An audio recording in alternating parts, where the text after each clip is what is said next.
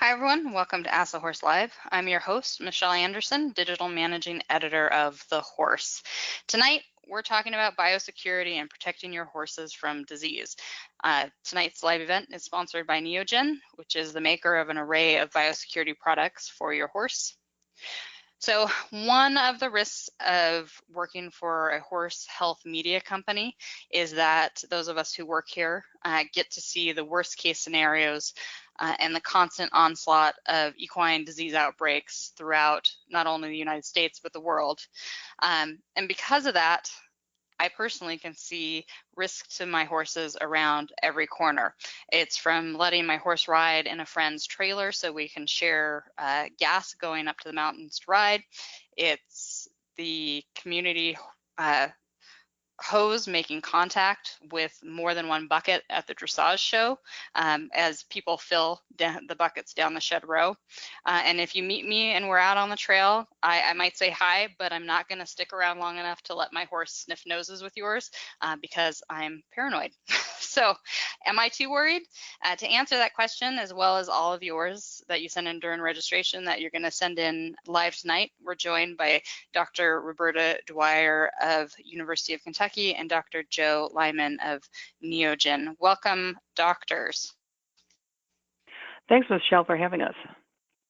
Yeah, pleasure to be here. So I'm going to start with you, Dr. Dwyer. Let's have you tell us a little bit about your interest in biosecurity and your work with horse owners to prevent disease spread. Well, somehow I got started in the infectious disease world shortly out of vet school and discovered that when you're working with a lot of disease outbreaks, it's either for a disease for which there's a vaccine there's no vaccine that's 100%, or it's for one of the many diseases for which there are no real good preventive measures. So you're quote unquote left with biosecurity. And I've seen where really strict biosecurity practices can stop outbreaks in their tracks, literally. Other ones take a little bit more time, but they can be very effective tools in stopping disease outbreaks. And Dr. Lyman, can you tell us about your interest in equine biosecurity?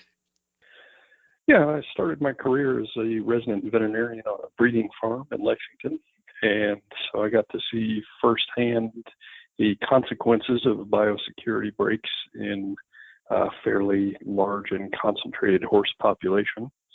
And then having joined Neogen, I actually now am involved in the development of biosecurity tools and then educating horse owners and veterinarians on the proper use and ways to protect horses from disease.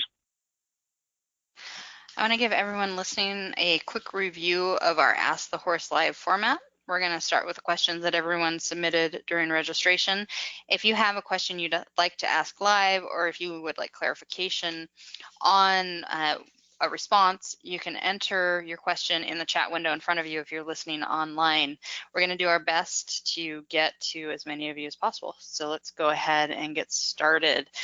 Dr. Dwyer, the first question is for you. Bailey in Idaho wants to know, when we're talking about biosecurity, what diseases are we most concerned about with our horses? Well, when you're talking about biosecurity, you're talking about infectious diseases, and especially the ones that come to mind most often are those diseases that are highly transmissible between horses, although that might not necessarily be always the case.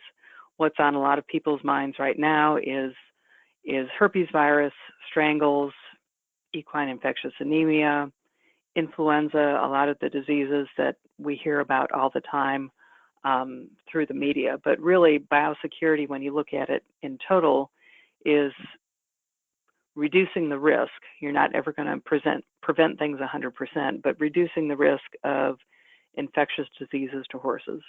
And that includes those that are transmitted by ticks and mosquitoes and other types of insects. So it's sort of a whole package. Okay.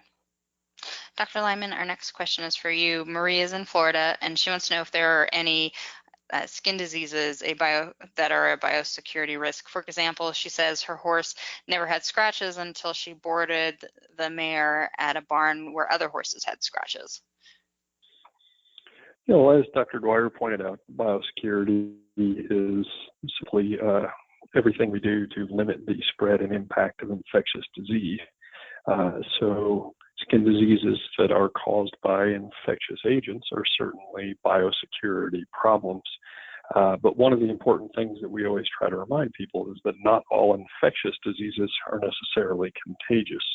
So this is a good example where scratches in general isn't necessarily going from horse to horse, but the same conditions exist on that farm that are predisposing those animals to scratches, either the particular grass or weeds that are in the field, or particularly muddy or deep conditions in pastures where those horses are that could be leading those horses to scratches. So in the strictest sense of biosecurity, including all infectious disease, you could certainly say that there were biosecurity steps that were necessary to limit scratches on that farm.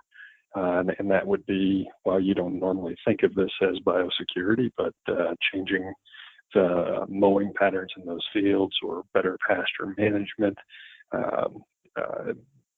managing the mud or manure conditions, and making sure all of the tools or grooming things that they're using that may be common to some of those horses are cleaned in between application to different animals. So Marie asked specifically about scratches. Are there any other skin diseases that a horse might pass to another horse? Like, I'm thinking it's been a long time since I've had a baby horse, but it seems like they all get warts if you take them to the training barn. Yeah, absolutely. So warts is a good example. The other one, of course, comes to mind would be ringworm, where it's very easy to transmit from horse to horse if you're using common grooming tools, or even if the handler is carrying it from horse to horse themselves, common blankets, those sorts of things. So, when we talk about biosecurity, we talk about comprehensive biosecurity protocols. And so you include all the normal things you think of with biosecurity, cleaning and disinfection of grooming tools, those sorts of things, but just the behaviors that we engage in how we move from horse to horse, cleaning our hands in between, and then everything about maintaining a healthy population of horses that is best able to resist exposure to pathogens. Dr. Dwyer, our next question is from Jenny in Nevada, and Jenny wants to know if you can explain what herd immunity is and why it is important. Well, that's a great question, because herd immunity actually is a term that's used for people as well as for horses and for cattle and any population of animals. And it's a principle where the more animals that are vaccinated against a disease, or they naturally become infected with a disease and develop their own immunity, then it reduces their risk of becoming sick in the future. And the more animals in that population that develop immunity, either through vaccination or through the disease, it decreases the chances of a naive animal from getting that disease. And so an easy way to explain it is a vast majority of the population of people in the U.S. are vaccinated for measles. And so you don't hear a lot about a measles outbreak in people. And that's because there's herd immunity. If there is a person that isn't vaccinated for measles, the chances of them getting it is probably quite low. And in horses, if you had 75 to 90% of horses vaccinated with a really good efficacious vaccine, you would increase the herd immunity for those other horses that weren't vaccinated. You would sort of be protecting them as part of the herd from getting diseased and coming down with that infection. Yeah. So when we're talking about this herd, how big of a herd are we talking about? Are we talking about on your farm, in the community where you travel with your horse, or bigger than that? Like, is this a micro herd or a macro herd? Well, for herd immunity, it all depends on the disease and how it's transmitted. But you're generally talking about contagious diseases that are from animal to animal. I'm thinking, respiratory transmitted diseases. So then you're talking about within an area, because the thing you have to take into account is where are the herds the members of the herd, are they being transported to horse shows, to trail rides, to sales barns, to racetracks, etc.? So the herd can expand very broadly depending on the transportation of where those horses go. So our next question is for Dr. Lyman, and this was by far the most popular question we received for tonight's event. Elaine from Ohio gets to the honors of being the one who's asking it. She wants to know, what do you do when you're not in control of the biosecurity at the barn where you board your horse? She says most places just don't seem very concerned.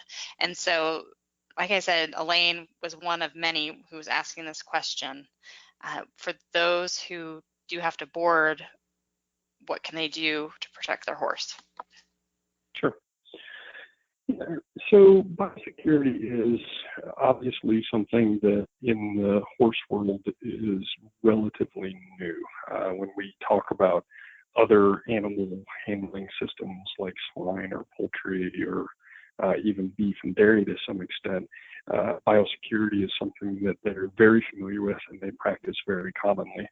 And so we're really trying to educate people on the need for biosecurity in the horse realm. I certainly agree with Elaine that most places don't seem concerned right now, and it is something we need to address. So it is a difficult question. What do you do when you're concerned with biosecurity, but all of the people around you aren't really concerned with biosecurity for their animals? The example I always give is that I was deeply concerned about biosecurity in the herd that I was managing as a resident pet.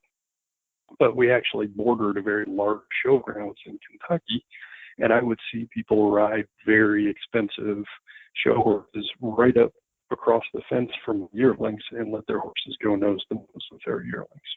So I'm very familiar, I guess, with the difficulties that you're presented with when you're trying to manage biosecurity and people around you aren't. So in terms of simple things you can do to manage the horse or horses that you take care of or in an environment where other people aren't concerned are really practicing the basic tenets of biosecurity, which in real broad terms, we talk about bioexclusion, which is everything we do to keep disease away, biomedication, which is what do we do about disease that is around us, and then biocontainment, which is how do we keep disease from moving from where it is to other parts of the facility or to new facilities. So you have to think about the area that you do control in an environment like that, and do you have control over the pasture that your horse is in, or is it a communal pasture? If it's communal, obviously, it's going to be very difficult for you to control that environment. But do you control your horse's stall? And if you control your horse's stall, then you have to make sure that you have things like dedicated tools that only go into your horse's stalls. They aren't used to clean other horses' stalls. Dedicated tack is vitally important for making sure that your horses aren't exposed to diseases, particularly respiratory diseases that other horses in the barn have. And then limiting contact with personnel is another really important point. I think you even mentioned at the beginning, waterers, making sure that the same hose isn't dunked in every horse's water bucket as they go down the aisle and transmit disease from some horses up the aisle into your horse's stall. So you try to find the things that you can control and realize that you're not reducing the risk to zero. But I do think you also have to be very outspoken and vocal when you see biosecurity breaks that could be exposing your horse or other horses in the barn to disease, and make sure that people are aware that those are very real risks and that disease in horses carries very real consequences. So I have a follow-up question on that for Dr. Dwyer, because I know you do extension work. So do you have any suggestions for horse owners and how to approach the barn manager or the barn owner if they do see any issues, so that they're taken seriously, but also that you aren't, I don't know, being the squeaky wheel? Maybe you need to be the squeaky wheel. I'm not sure, but It Well, always hopefully feels you have a good relationship with the person that you're boarding your horse at, because if you don't, hopefully there's another place down the road that does take biosecurity seriously. But anymore, with some of the advents of some of the outbreaks that we've seen in this country and in others, um, I think you need to bring it to the owner's attention of, gee, you're not requiring, something as basic as, a Coggins test or a certificate of veterinary inspection for a horse that's coming in. You're not, isolating this horse for, a couple of weeks before you let it out with all these other horses. And this has been shown to, there's plenty of publications out there that say that this is, best practice for reducing the risk, not eliminating, but reducing the risk of an infectious disease outbreak on this farm. And it's not only my horse that's at risk as a boarder, but all the other people who are paying, board every month to have their horse in a safe facility. So I'm curious for our live audience out there, everyone who's listening, I'd be interested in hearing from you if you have ever boarded at a place that requires a Coggins, because I know that I've boarded places where they say in their paperwork they do, but I don't think I've ever actually turned over Coggins certificate to a place that I've boarded. So if you're listening, we don't have polls set up, but I'm just curious. Go ahead and let us know if you've had a board owner ask for that Coggins certificate. Dr. Dwyer and Dr. Lyman, you're there in Lexington. Maybe that's much more common than out here in Oregon. So let's go ahead and get to our next question while we're getting some feedback from people. Dr. Dwyer, our next question is from Bobby in Maryland. And Bobby wants to know, when a new horse arrives at a riding facility, is keeping that horse in confinement sufficient? If so, for how long? And I'd also add, what is the best way to confine that horse? So a general rule of thumb is when a new horse comes onto a facility and is going to be part of that herd, is to keep that horse in a separate area or confined by itself for about 14 days. And that's to take into account, in general, most of the incubation times of all those contagious diseases that we were talking about. And the incubation time is from the time that a horse is exposed to a virus or a bacteria to the time that it actually shows clinical signs. So if you keep a new horse away from the resident herd, the resident population, for 14 days, that in general is going to be pretty good about containing almost all, never 100%, but almost all those incubation times. While that horse is in confinement, you take their temperature twice a day. You can get them up to date on their vaccines, deworming, those kinds of things to make sure that a healthy horse gets entered into the herd. Keeping that horse quarantined like that, separate tools, you keep that horse sort of totally isolated, totally separated away from the resident population, because you never know if 6 or 7 days down the road, it's going to pop with a fever or it's going to pop with diarrhea, and gee, let's culture that animal and see what's going on. And you find you do have something that is contagious. And because you've kept that animal separated, you have reduced the risk of getting that totally into your resident population of horses. So you keep them separated, you keep them, isolated, just as if they were ill. You just keep them separated, because you never know if they might be incubating something and they're just a vehicle for spreading it to the resident population if you don't keep them separated. What do you do about the horse that is upset about their quarantine and being away from the other horses in a new environment?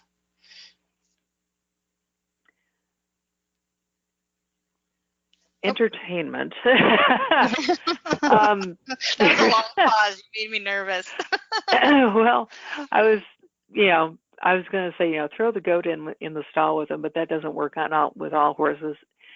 sometimes, music is calming. Every horse facility is different on, you can still have horses within visual range of each other, but not nose to nose contact. It doesn't mean that they have to be totally separated in, that far away barn that's, you can't hear, see, or smell any other horses. But, there's going to be horses that are going to be upset. And I would ask Dr. Lyman to chime in, since he's got the experience of working with hundreds of horses on a breeding facility where that surely has happened. Yeah, absolutely. And particularly with racehorses that were coming back for layup, that was a fairly large challenge, because they're used to being in a busy and crowded environment. And then you would bring them in and try to isolate them in a barn separate from the other horses. And I think you hit on one of the key factors, which is that most of them, as long as they're within visual and calling distance of other horses, settled in pretty quickly. It's when you tried to leave them stuck in a stall and completely separated and locked up from the other groups that you ended up with more difficulty. So I think it's really important to make sure that you have not just a quarantine stall, but a quarantine paddock as well. Make sure that the horses are able to get out and then still see that there are other horses on the facility, and that usually calm them down pretty well. We have a question in from our live audience. It's very timely. Dr. Dwyer, I'll hand it to you, and then Dr. Lyman, feel free to jump in too. Sally's in Virginia, and she wants to know, what about biosecurity protocols during emergency evacuations like the ones going on now because of Hurricane Florence, with several horses being transported over state lines and housed in other facilities? How can you minimize disease spread? It's a challenging one, huh, Dr. Dwyer? Yes, that's a challenging one, and that's one that there's a few states now that are allowing evacuation of horses across state lines, because it is an emergency. There's a disaster going on right now. And so if you're one of those kind souls that is taking, some of these horses into your own facility, you basically do exactly what we've been talking about since the beginning of this this conference webinar. Is you keep those horses separated. You use separate tools, separate grooming supplies, separate water buckets, as much of that separation and isolation as you can, because those are new horses. They're stressed horses. They've been on the road, and you give them good fresh water and clean hay and try to decrease their stress, because they're in a stressful environment. But you keep them separated from your horses, and you keep all the equipment separated as well. Dr. Lyman, I'd like to hear what you'd have to say. Yeah, I think what you've said is very important. One of the things that we always talk about in biosecurity is kind of the concept of clean and dirty. Clean being the things that are relatively disease-free, and as Dr. Dwyer has pointed out several times, there's no such thing as zero risk. But we think of clean as being the disease status that we're okay with, and dirty as being potentially exposed to disease.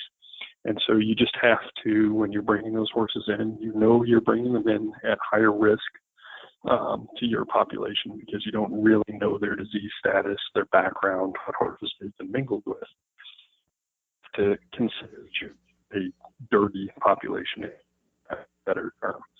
And so you engage in behaviors where you clean, right? Hey, Dr. Lyman, you're breaking up a little bit. I'm sorry. Is that better? That does sound better. Okay. Yes, thank you. Okay. So you want to work from the status, the horses that taking care of them first, and then moving to the animals that you don't know and that are bringing potential disease in. And you just have to assume, even though most of them aren't going to be sick, you have to assume that all of them are, that all of them harbor disease, and make sure you behave appropriately, that you're not going back and forth between your clean population and your group. So we have a follow-up to that Coggins question that I asked about who in the audience has been asked to turn over Coggins paperwork or certificates when they go to a new boarding facility, and we've had one person so far say that they've done that. So Dr. Dwyer, how do you feel about that? How do I feel that everybody else hasn't been asked? That everyone else has been very quiet. Everyone has been very quiet. Yes. Well, and the more I got to thinking about it, it's like for a lot of places that have show horses, whether they're eventers or they're, they go to organized trail rides. A lot of organized trail rides require Coggins, or they're hunter jumpers, quarter horse shows, whatever. A lot of those, that population of horses, just as a routine matter to get into a horse show, they have to have a yearly Coggins. And so for some of them, they might not be asked if they know this person is on the, let's just say, the hunter jumper circuit, and they're going across state lines and they're going to large horse shows all the time. They might not necessarily be asked for that as part of their boarding agreement. I got to thinking about, I won't say how many decades ago, I was not asked for a Coggins certificate when I moved a horse that I bought, my first and only horse, as a teenager. When I moved him across, from the north part of the city to the south part of the city, I was not asked for a Coggins, but he did have he had a veterinary, he essentially had a certificate of veterinary inspection to move 10 miles because I had him vetted as a pre-purchase exam. So he had a pretty thorough veterinary workup, but he did not have a Coggins. He had one before he moved down here to Kentucky, though. So might be something that as an industry we'd like to work on. Mm-hmm. Yeah. We have a follow-up question, Dr. Lyman, from our audience. Di wants to know if there's a risk for keeping things too clean around our horses. Could our horses lose their ability to build natural immunity to pathogens because we keep everything too clean? Sure. You hear about that in the human realm all the time, the concept if we use too much antibiotics, then we're predisposing ourselves to having more disease. And my answer to that in horse world is I have yet to see a facility that has been clean to the level of pathogen free. Horse environments are very difficult to actually get sanitized to a truly zero pathogen load. Most of the surfaces that we deal with are porous. Bacteria and viruses can hang out in the crevices in wood or in the pores of concrete. There's often dirt floors. It would be virtually impossible to make a pasture a zero pathogen environment. So I don't think you could get to the level of sanitization or disinfection around a horse where they would not be exposed to potential pathogens on a fairly consistent basis and keep their immune systems functioning. We have a question from our live audience. Dr. Dwyer, I'll give this one to you. It's from Michelle, and she has a question about salmonella. She wants to know how long does a pasture need to remain closed after an affected horse has been in there before it can be used again for other horses? That's a wonderful question, and I would urge her to donate to a research foundation that can answer that question, because we really don't know. Salmonella is one of those pathogens, and I get asked this a lot. So kudos on her for picking up on one of the more common questions that biosecurity folks get asked, because it's shed in the feces, and horses that are out in pastures defecate, and then the pastures get contaminated, and you cannot necessarily rely on ultraviolet radiation from the sun to kill all the bad things that are out in pastures, and you cannot disinfect dirt. You cannot disinfect a pasture because there are things called good soil microorganisms that you want to have there, because that's what keeps the soil able to grow grass, and we like grass out in our pastures. What's a best guess? It's hard to determine, because if you are dealing with an area where it's chronically dry versus chronically wet, is it one 1 horse per acre, or is it 10 horses per acre? All of those different questions are going to have a different answer for the person who called in. And I would say under ideal conditions where it's, maybe 90 degrees and it's totally dry and it's lush grass pastures and it's 1 horse per 5 acres, I'd feel comfortable under ideal conditions without looking at the pasture and doing this blind of 2 weeks, and you chain harrow and you let everything dry out real well, and then you see what happens. But it's a very difficult question to answer for every pasture that's out there. But you cannot disinfect a pasture. You cannot disinfect dirt or soil and grass. You just can't do that. You can pick up as many manure pockets as you can if you've got like a dry lot, but you're still dealing with dirt or soil underneath that is going to be contaminated with some remnants of manure. We have a question from our live audience. Catherine is in Massachusetts, and she wants to know she says that after a friend's horse caught influenza from a new horse at her barn, they decided to add a small quarantine paddock and run-in shed for new horses on the property. How far away should that be from the resident horses, pastures, and the barn? And let's go ahead, Dr. Lyman, on that one. So influenza is usually spread by droplets, although it can be aerosolized, and droplets grow a few meters. So Dr. Lyman, we're losing you again, I think. I'm sorry about that. Whatever you did to fix it last time. Okay. Yeah. Hello? Yep. Okay. So being spread by droplets primarily, you don't have to be a vast distance away to be able to limit the spread of flu. So realistically, if you're 10 yards away, 15 yards away, some people are even comfortable as long as it's a double fence where they aren't nose to nose. As long as you have an open air space between them and no contact moving back and forth in terms of personnel, you're usually okay with that for influenza. There are conditions where it can become aerosolized, and a aerosol pathogen can spread for very long distances in the hundreds of meters potentially. So in those cases, there's almost no distance on a farm that would be protective. So best to think about it in the context of a droplet. Dr. Dwyer, do you have any comments on that? No, I'd agree with that. If you've got a horse that is sick with influenza and they're actively coughing, and you've got a wind coming from the rear end that is, pushing those droplets forward, then 15 yards might not be enough. But because a horse that is sick with influenza does have that really deep cough, and they can project that those respiratory droplets quite a ways. And if you've got a wind behind you, then it's something to be concerned about. But hopefully that horse would be, because they are quite sick with a high fever, hopefully they'd be confined in a stall.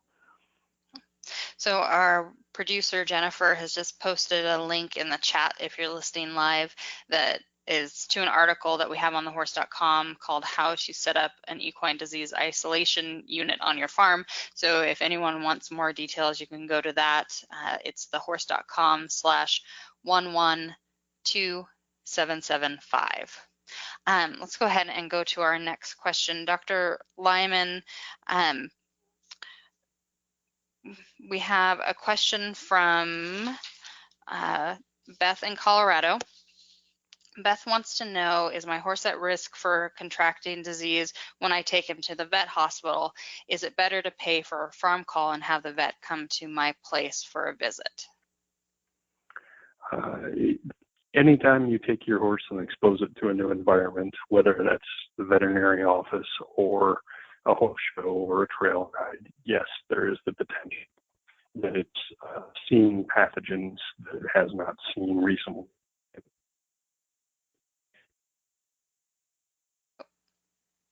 And did we lose you, or are you still there? Still here. I'm sorry.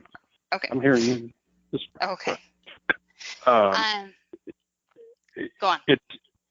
There's always the possibility that a horse that it moves into a new environment can see new pathogens and can get sick from it. So I would always rather see a horse on its farm rather than go to a hospital setting for it. That being said, it's really important to make sure that your veterinarian is practicing good biosecurity as well, because if your veterinarian just visited another farm and saw sick horses and didn't engage in some biosecurity steps before coming to your farm, then it's still a risk that seeing the veterinarian can cause your horse to get sick. So good to ask your veterinarian to engage in some decent behavior in terms of changing coveralls, if you've seen sick horses, or use hand sanitizer before they're seeing your horses, those sorts of things. Dr. Dwyer, we have a similar question from Jessie in California. Jessie says that she lives in an area with pigeon fever. Should she be concerned about her farrier carrying the disease from other farms to hers? Well, for those people in the audience who might not know what pigeon fever is, or any of the other diseases we've been talking about, the American Association of Equine Practitioners, the AAP.org, has a great website on general disease information sheets. Pigeon fever is caused by a bacteria that gets into the soil and is very common in many states across the U.S. right now. So it's a pathogen that's in the soil, and they believe that primarily it's a problem with insects, and insects that have dirty little feet, and they bite horses and carry this bacteria, especially around the underside, the belly area of the horse, and also around the chest area. You can see some of these huge abscesses. There's some great pictures online of what to look for of these large abscesses that is caused by what is known as pigeon fever. So Don't blame it's more the of, pigeons. yeah, they have, very large areas on their chest. So makes a horse sort of look like a big-breasted pigeon. So it's more of a, insect repellents and prompt attention to wounds on your horse that I would be more concerned about, rather than my farrier carrying some dirt from an endemic part of California to another endemic part of California, but that has got the same contamination in the dirt or in the soil. So what can a horse owner do, because a farrier is, at multiple farms per day? What can you do as a horse owner to encourage them to use biosecurity measures? I'm thinking like putting out a thing of Purell right by where the horses get shod, but I don't know if that would work. Well, one thing that the horse owner can do is to not let their horse touch their horse's nose to the farrier's back, especially when they're pulling the shoes off the front legs or trimming the front hooves. What does a horse like to do? But they like to smell the farrier's back. Well, that's another nose-to-nose contact, even though it's not nose-to-nose with another horse. It's nose to potentially the shirt or the jacket of someone who there's another horse that has done the same thing. So don't let your horse do that. Safely restrain your horse for your farrier, but don't let the horse have nose-to-nose contact. Have a farrier, wash hands or use Purell, because there are several pathogens that are susceptible to hand washing and to, the Purell alcohol type solutions. So, but there's certain things that the horse owner can do, and just not let that horse have the nose-to-nose contact with the backs of the farriers. Wow, that means you have to pay attention. I know.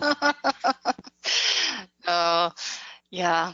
Our next question is for Dr. Lyman. It's from Heather in Missouri in our live audience. And Heather wants to know what steps you should take if you think your horse has an infectious disease. How can you protect other horses from getting that? Yeah, so going back to that concept of clean and dirty, your horse has now become dirty, and the other horses have to be clean. So you make sure that you go from the clean horses, you take care of the healthy horses first, and then the last thing you do is tend to the sick horse. And then before you return back to the healthy horses, you ideally would change clothes, change footwear, wash your hands or use hand sanitizer or both. Make sure that any tools that are used to clean the stall of the sick horse are the same tools that are used to clean any of the other horses' stalls. That it's isolated for water and for feed from the other horses. Ideally, you would either move that horse into a quarantine section of the farm if you could, but a lot of times that's not practical. So you just have to make sure you're limiting the contact of the other horses with that sick horse. I don't advocate, if there's not quarantine available, to change the order of the stalls or shift horses around, things like that. Usually by the time you've noticed that your horse is sick, the surrounding horses are potentially already exposed. So in that case, you also need to engage in good surveillance on those horses, like Dr. Dwyer talked about with quarantine, taking their temperatures twice a day, paying close attention to signs that you might normally not pay attention to, like the random cough from a horse, and making sure that you get an intervention for those horses early in the course of disease before things can get out of hand. Okay. Dr. Dwyer, we have a question from Danielle in Michigan, and she wants to know what horse show associations and organizers can do to help keep exhibitor horses safe. What recommendations do you have? Well, in looking at things for the World Equestrian Games that are ongoing now in North Carolina, they had 2 sets of vaccines that are required of horses that are competing there, and that's influenza and equine herpes virus 1 and 4. And then Eastern equine encephalitis and West Nile virus, I believe, are recommended. So one thing that horse show organizations can do to help keep competitors safe is potentially engage in what we talked about before in that herd immunity of, if they are going to require a set of vaccines to be documented for every competitor that comes onto that showgrounds, then you have, a measure of herd immunity right there. Manure management is important, not only from the diseases and pathogens that can be found in passing through manure, but also as the area where flies like to multiply and congregate, making sure that manure is cleared off of the showgrounds in a timely manner for the horse show management, and be part of the educational process to just keep pounding away at the biosecurity message, having posters that are available for people for the horse show management to print off and put up at all those horse shows so that people who aren't listening tonight will understand what biosecurity really means at the horse shows. And we have a related question, Dr. Dwyer. It's from Gina in Wisconsin, and she wants to know what's the number one thing she can do as a horse owner and exhibitor to protect her horse when she's at a show. The number one thing, God, that's a lot of pressure. Besides keeping vaccinations up to date, I would say avoid nose-to-nose contact with other horses, and that's not only the 2 pony hunters that are waiting at the in gate, waiting for the next person to go, and let my pony meet your pony. No, never. That should never happen. But that also means if you're going to tie your horse up and give him a bath at a common tie stall, not common tie stall, but a tie railing. Wash that railing off first before you let your horse nuzzle that, because some other horse has been there and has nuzzled that, and that's nose-to-nose contact by way of a tie stall, a tie rack, or a wash rack. So no nose-to-nose contact. I have one of those social butterfly horses, and it is so hard. He's Yes. very sad when he's at shows. But you He have wants to meet be firm. everyone. You just have to be firm. We have a question, Dr. Lyman, from our live audience. It's from Denise, and she wants to know what infectious pathogens can flying insects transmit, and what are the best fly sprays and other measures to keep those flying insects away from horses? The list of diseases that can potentially be carried by flies or other flying insects is probably long enough that we can fill the remainder of the time. Yeah. Because you have to consider that insects can play both a biological role in the spread of disease, so something like West Nile, where they are part of that disease process.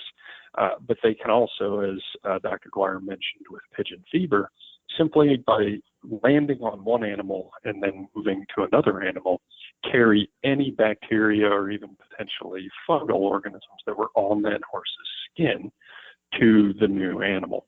And so the potential list of pathogens that could be spread is almost anything that an animal could come into contact with.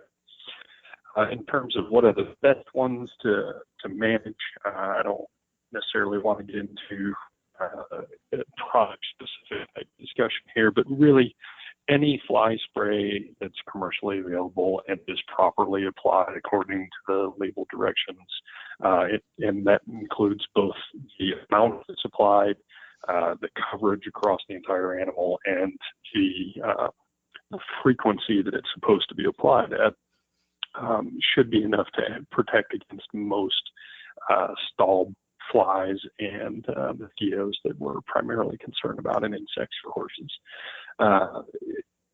Certainly in areas where ticks are endemic, you need to make sure that you also include some specific control for ticks, because there are also a number of diseases that they can carry and transmit, and ticks will usually require a little bit different management than just fly spray.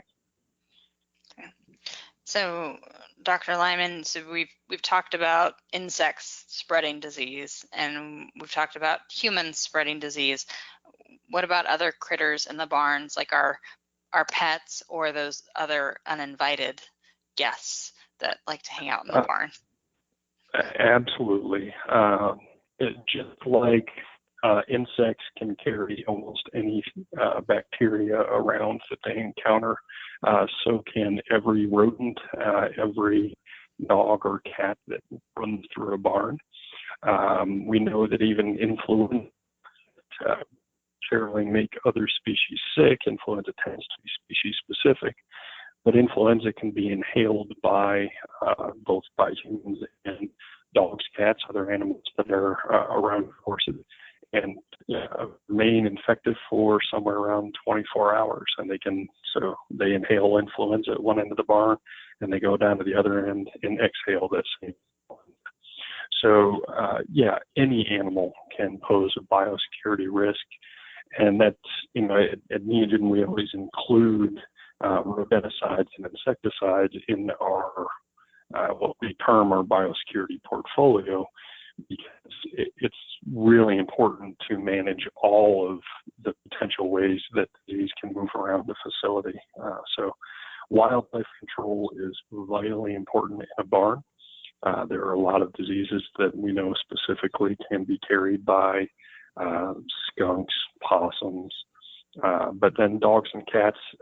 I'm not going to advocate that everybody keeps every dog and cat out of the barn. I'm a dog lover myself. And so I know that those animals are going to be in a barn, but you need to make sure that you have some reasonable control over them. You're not letting your dog run around a barn that has a sick horse in it at the same time as you're trying to practice good biosecurity and not go near that stall until you're done with all the others. but your horse is down there nose to nose with, or sorry, your dog is down there nose to nose with that sick horse. So being a little practical about how you allow your animals to move around the farm is pretty important to consider. Yeah. So if you're doing a foot bath every time you go in and out of a stall with a horse, then your dog probably should not be there, right? Exactly. Yeah, So and one of the real important points that I think Dr. Dwyer and I have both tried to bring home tonight is there's no way to bring risk to zero. And everything about biosecurity is about what is acceptable risk. And I think for most people, having companions in the barn is going to be something that they consider to be acceptable risk. You just have to be intelligent about it. And when there are increased risk factors like a sick animal in the barn, then let's go ahead and limit the way we allow that dog to roam around. So our next question is for Dr. Dwyer, and it's from Justine in Oregon. And she wants to know about her horse that's kept at home and has no contact with other horses except for when he goes to lessons. What biosecurity does she need to put in place? So if this horse just is transported, I'm assuming, to another barn, and she is being given lessons by a trainer, I would say the vaccines for her own horse need to be kept up to date, and she should contact her veterinarian in her area to, get the most up-to-date information and, protocol for that. No nose-to-nose contact with any other horses in the barn. Can you see the repeating message here? We don't like nose-to-nose contact. And use all of her own equipment. Don't, hopefully don't forget, the water bucket is left at home, so I'm going to borrow one of yours. No, bring all of your own stuff and just keep everything self-contained. And as long as, where she's going for lessons doesn't have any coughing horses or any other problems, I think she should be in pretty good shape. So Dr. Dwyer, since you mentioned water buckets, I'm going to jump to this question from Carrie in Missouri, who wants to know, what about at endurance rides where there are shared water tanks out on the trail for the horses? Is it okay to share those water tanks? And we have a related question from Linda in Texas, who says, if you're trail riding and near a lake, can it be considered safe to let your horse drink? So Dr. Dwyer, do you want to take a stab at those questions? Well, when you're on an endurance ride, and they can be, for some of us that might be a 1 mile endurance ride, and for other horses it might be a 100-mile endurance ride. But for the competitive and the true endurance rides, those horses have to be watered because dehydration will kill them. So at some of these rides, they're literally the places where they do have watering stops. They are troughs of water that have been supplied by the organizers, and there might not be places where the support staff for the competitor can actually bring in their own water with their own buckets, because it's too rugged of an area. And so those horses have to get watered because they have to keep their hydration status up. So it's a risk-benefit ratio. You're going into this endurance ride or this competitive ride knowing that, well, there's going to be some shared water sources, and you go into that knowing that that's a risk that you're going to have to take. For the average trail riding horse that is just going out for an afternoon here or there, I've done that thousands of miles, and your horses are, if you come across a stream, that's where I usually let my horse drink water. Is it pathogen free? Is it sterile water? Is it water that is bottled? No, it's water that's out there in Mother Nature. And, it's a risk benefit ratio. My horse needs to drink water because I can't literally carry all the water he needs for an all afternoon trail ride. So I'm going to let him drink out of a stream that we cross. Am I going to let him drink out of a stagnant pond? Probably not. Hopefully I would make enough plans ahead of time to sort of know where the water sources are. But if you're on an endurance ride or a competitive ride where there's organizers, they are going to have water sources. It's not going to be maybe exactly what you want to have, but there's a like Dr. Lyman said, you're not going to reduce the risk to zero. You want to have that horse have access to fresh water. That's going to be critical. Yeah. So this is where my working for a horse health magazine brain goes crazy, and I think leptospirosis, like wildlife get yes. lepto, and so there could be lepto in the pond. There could be salmonella in the pond. There could be bad algae. There could be toxins. There could be nitrogens and toxins and all kinds of bad things in that pond. Yeah, and I've gone to the mental leap of, we have here in Oregon at the coast, seals die of leptospirosis. We take our dogs to the coast. What if they get exposed to leptospirosis and then bring it back, and then my horses go blind? So that's where I go, Dr. Dwyer. Which I think sometimes you just need to take a breath and just make sure that you work with your veterinarian for the appropriate type of vaccinations for your animals. Yeah. I share that because I know I'm not the only one who's crazy like that. Yes, yes, absolutely. Dr. Lyman, our next questions are about strangles. We have Michelle in Texas wants to know, how is strangles contracted and what is the incubation period before symptoms are presented? And Noelle in Washington wants to know, is it true that strangles lives in the ground and that once there's a case of strangles at a farm, there's always a risk for horses getting strangles at that facility? Strangles is contracted. It's a respiratory disease, so the horses get a bacteria called Streptococcus equi, and the incubation is usually between 5 to 10 days in normal conditions for strangles. And for those who maybe haven't seen strangles, it causes real large swellings of the lymph nodes around the face and the neck, and that can cause a horse to have difficulty breathing. That's where it gets its name from. Is it true that strangles lives in the ground? Yes, it is true that strangles can live in the ground.